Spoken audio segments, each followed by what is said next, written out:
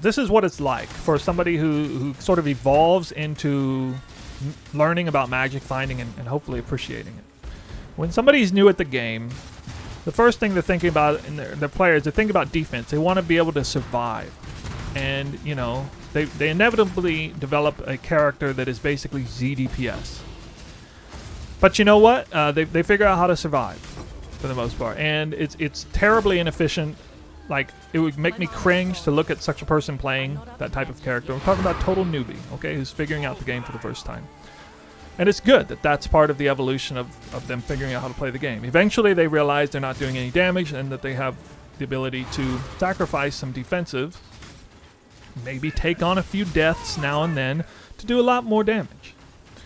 And so they figure out, you know, they discover the wonder of like glass cannon play. Basically, it's like phase 2 in the evolution of somebody learning how to play an ARPG. Then they continue to play and they build a character so strong and they get their defenses worked out and they actually make a pretty well-rounded character.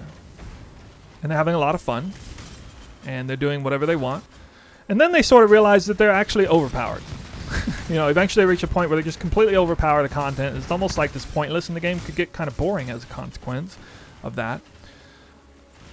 Yeah, and then such a player stumbles on magic finding as a potential alternative to gearing. Now, why would they go from being like ultra overpowered, like needlessly overpowered in every way, to taking on magic find gear? Well, the answer is obvious.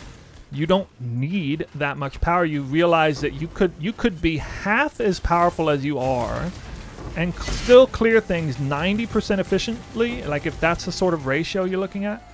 Well, the answer is obvious.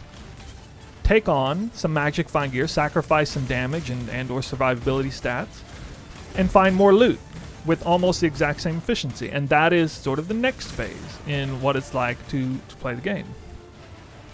Then such a player gets excited about magic finding, hopefully, from that experience, and then they start to go crazy and they go off the deep end and they make this like glass cannon, can't hardly do any damage but has absolute outrageously high max magic find, and maybe that gets frustrating and they realize they kind of made a mistake by doing that, just going off the deep end. And then the correct takeaway from that experience is to say, well, okay, maybe a balance needs to be struck. Maybe I need to be a little bit more balanced about how I approach my gearing, and you know, I gotta think about the consistency.